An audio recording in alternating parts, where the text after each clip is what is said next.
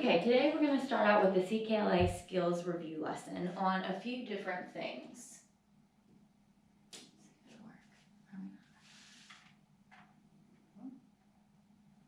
Okay, so the first thing that we're going to go over and dive into is adding apostrophes to words to show ownership. The second thing that we'll go over is adding punctuation to major things in our sentence, such as titles of people, streets, and dates.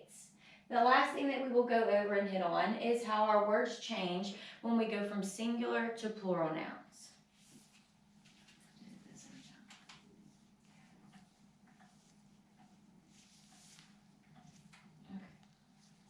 So a noun that we went over yesterday is a person, place, thing, and possess means to own something, to show ownership. So if we look at the example below, the spider's web glistened in the sunlight. So how many spiders do we have in our story? We have one. And the second thing, what belongs to the spider?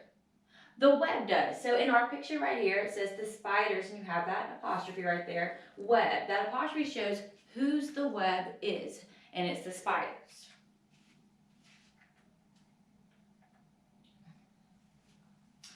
Okay, we have a couple of rules that we need to go over. A possessive noun shows ownership. It shows whose it is in the sentence by one person or thing. So most singular possessive nouns are made by adding an apostrophe S and to the end to show possession or ownership. So an example is rattle of the baby. When you would rewrite that to show that whose rattle that is in a sentence, you would put baby apostrophe S and rattle. So it would show that that rattle is the baby's.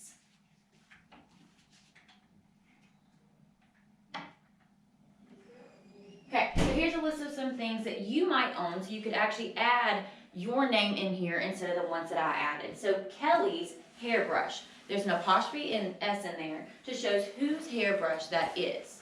The next thing is Greg's book. That book, that apostrophe in there shows that that book is Greg's. And the last one is Sam's bike. That apostrophe S in Sam shows that that bike is Sam's. Okay, so that's when you add ownership. So if I wanted to put Miss Chowns' hairbrush, I would have to add an apostrophe S to show that that's my hairbrush, or my bike, or my book. Okay, so here's an example right here. Okay, so if you wanted to use this right here, you can fill in your name with these, okay? And you have to add, notice these apostrophes right here. It's going to show that those are yours. So if I wanted to add my name is Miss Chowns, I would put Miss Chowns' apostrophe S, shoes. Miss Chowns' apostrophe S, coat. Miss Chowns' apostrophe S, toy. Miss Chowns' pillow, and Miss Chowns' sock. But people wouldn't know in my sentence that those were mine if I didn't have that apostrophe S. It's very important that you notice those apostrophes when you write your name in there.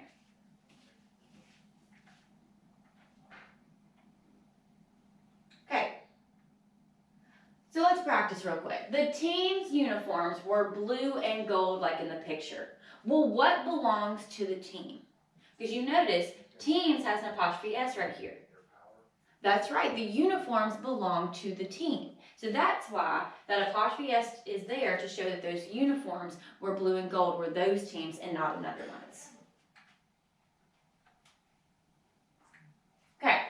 So another one, the principal's apostrophe S, it's hard to see, voice came over the loudspeaker. What belongs to the principal?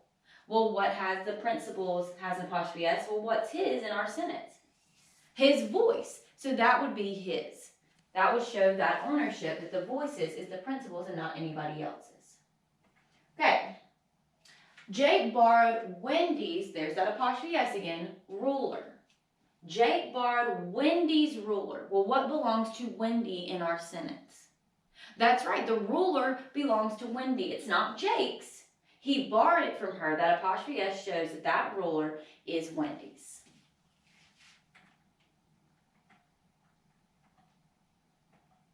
Okay, the students' quiz had a few mistakes. There's that apostrophe S again. So what belongs to the students? It's going to get easier after this.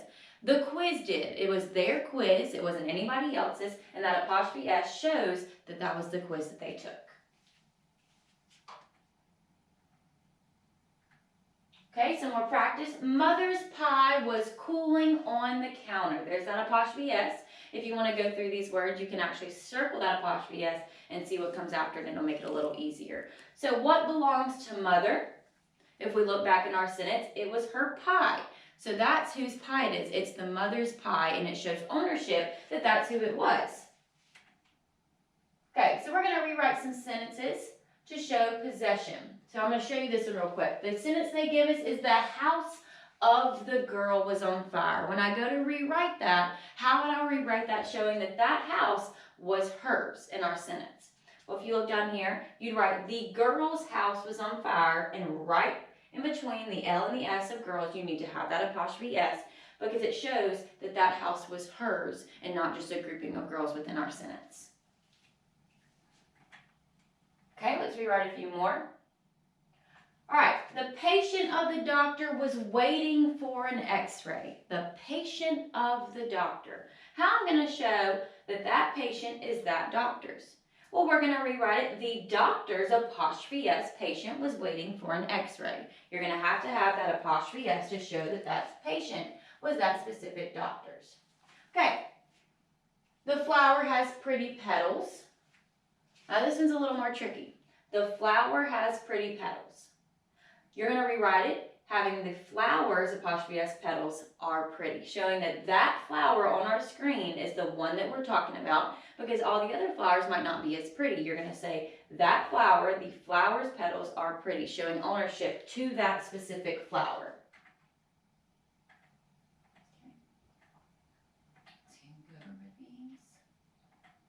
Okay. Let's do a couple more. The ring of Jean was lost on the bus. The ring of Jean was lost on the bus. So we have our person, if you want to circle it in your sentence, Jean. And what has he lost on the bus? If you go back in your sentence, it's going to be that ring. So I'm going to give you a few minutes to look at it, or a few seconds to look at it, and try and rewrite it in your head by yourself. Okay? If you look back at our sentence, it says Jean's ring was lost on the bus because that was her ring and it's what she lost. So you have to give ownership to her and her ring using that apostrophe S. Okay, the hat of the man was blown off by the wind. Well, that's not normally how we write things. The hat of the man. So let's rewrite it down here. The man's apostrophe S hat was blown off by the wind. Now, what have I been honing in on over and over again that you have to have by man in between that N and that S to show that that's his hat and not just any man's in the street?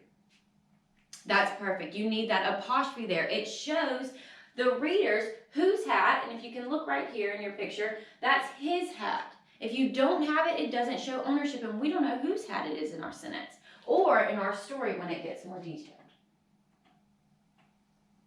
Okay, so we're going to do one more. The car belonging to Jesse. This is Jesse in our picture. The car belonging to Jesse ran off the road. How are we going to show that that car is Jesse's? Let's think for a minute what we need and what we've been talking about. That's right. You need an apostrophe S. You need to rewrite Jesse's apostrophe S car ran off the road. You need that apostrophe.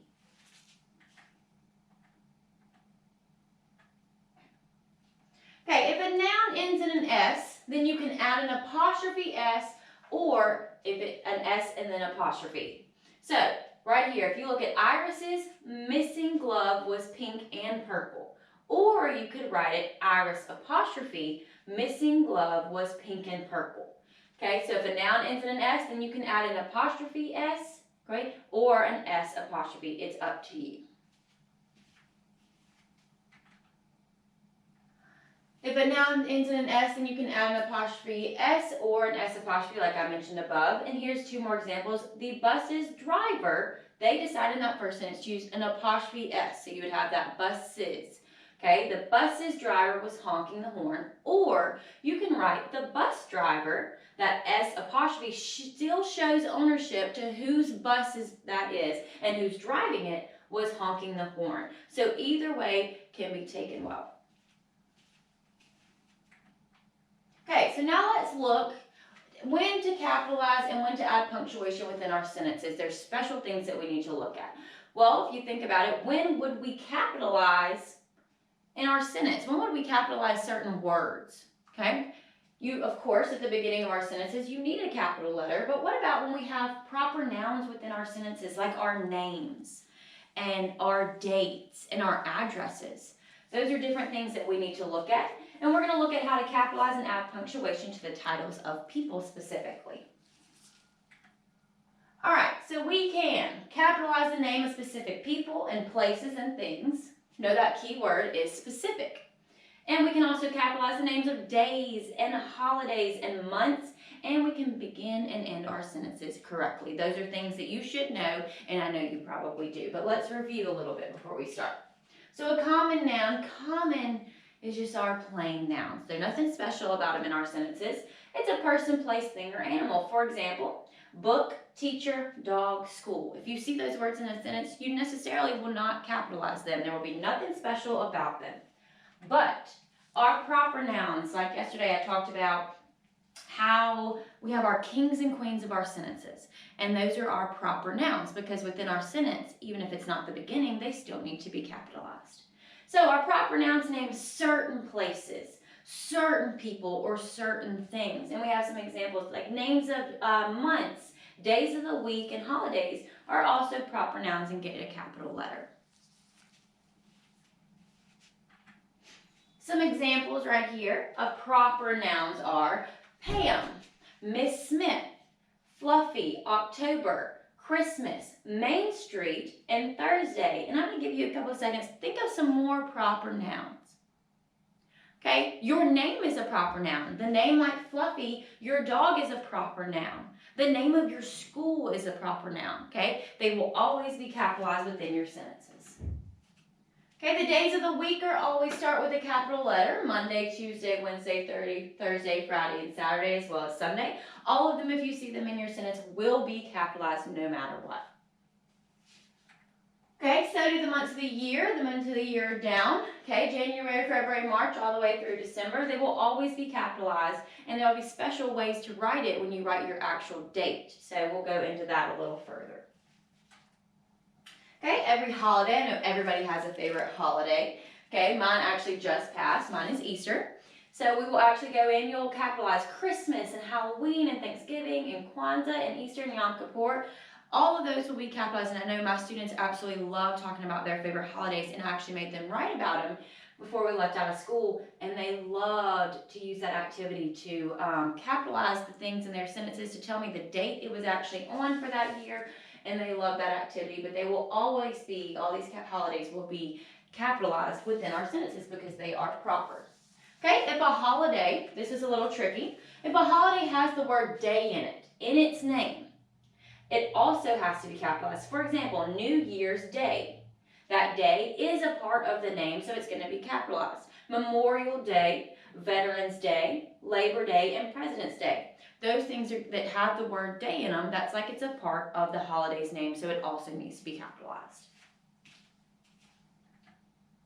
When we're writing a street name, we capitalize the first letter of all the words. So I have two examples here in the middle. I have Maple Street, where street is not capitalized.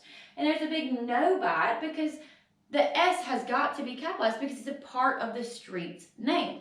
Just like down here, Maple Street, the M and the S are capitalized, and you're going to get a good thumbs up from that because it is the way that it is supposed to be written because they go together. You don't just leave one off and capitalize the other. They both have to be capitalized. So what letters in your street's name, if you want to write it down on a card, must be capitalized? Well, I live on Lexington Avenue, so Lexington and Avenue, both of those will be capitalized. Just like in Maple Street at the bottom, that M and S are both capitalized. Okay, when we write a person's name, this is my favorite part to teach. My kids absolutely adore this lesson. With a special title, you normally get special titles from marrying or from going further in school. There's a lot of things, or from if you take a name of your dad, you'll turn into Junior. There's a lot of different things that has to be capitalized. So let's look up Mr. Jones. Mr. is capitalized. The M, you have to have that punctuation mark under there. So Mr. period, and then Jones is capitalized. If you look at Dr. Williams, Dr. D is capitalized in that, and so is Williams. And then you have Captain Hook. That was Captain Hook's title. It wasn't Mr. Hook, it wasn't Hook, it was Captain Hook. So you need that C and H both capitalized. And then Miss Smith. You have to have that M capitalized and that S. Okay, so we're going to find the noun in the sentence that has to be capitalized. Let's read it together first. Ready? Mr. Young works at the store. Well, here's our noun right here that we're talking about, the person in our sentence. Something's wrong with it. How would we fix Mr. Young? That's right, we need to capitalize this M, capitalize the J, but what are we missing in between Mr. and Young? That's right, we have to have that period there to show Mr. Young. Okay, so we have to add the M, capitalize the period after R and the J, and then that's how it should be written. Okay? So we're going to find the noun in the sentence that has to be capitalized. Let's read it. Our dentist is Dr. Bond. Okay, well think about what is the name, what's the word in there that needs to be capitalized. Okay? You're right, the doctor has to be capitalized. You have to have a period after doctor, and then Bond needs to be capitalized because that's the actual doctor's name. Okay, so let's look at how it's supposed to see. Perfect. You need the D capitalized, you need that period, and you need Bond capitalized. Okay, we have two more after this one, so we need to find the noun. Thanksgiving is always in November. I'm going to give you a hint. You've got two things that need to be capitalized within this sentence, okay? So let's look at it. Thanksgiving is always in November.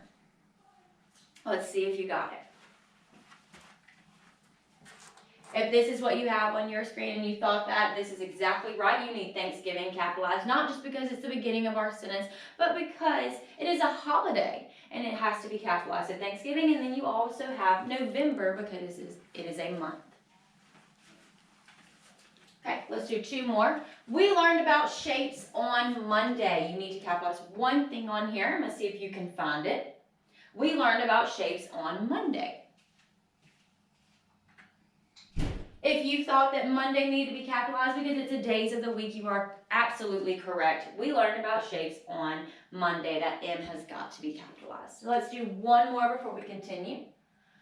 Mr. Levi lives on Oak Street. There's a few things that you need to do to this. Okay, so I'm going to let you look at it. Let's read it one more time. Mr. Levi lives on Oak Street. Okay. You needed to capitalize your M, not just because it's the beginning of your sentence, but the Mr. part of Mr. Levi needs to be capitalized. You have to have that period in there. Levi is Mr. Levi's name, so it needs to be capitalized. It's a proper noun. And oak and street. There's a lot of things that you needed to fix in there, and I know you did a wonderful job. So oak, and don't forget to capitalize street, okay? So Mr. Levi lives on Oak Street. All right, lastly, let's look at changing singular nouns to plural nouns. I'm going to change it up a little bit. I actually took a look at this as a science experiment. My kids love to change their English into different things. And we're actually going to look at it from a scientist's perspective. Okay, so we're going to look at this. All right, so forming plural nouns. Plural means more than one. Singular means one, like single. Plural means more than one. So we'll go deeper into that real quick. Okay, you may have heard that in science there are rules to the universe, okay? My students and I want to talk to you about some rules today, but not rules of the universe. We want to talk to you about some important rules to our English language. Today we're going to learn about an experiment with the rules associated with forming plural nouns. There's going to be a lot of rules that we go over, but I think you should know them. This should be a little review for you, and it should be a lot of fun.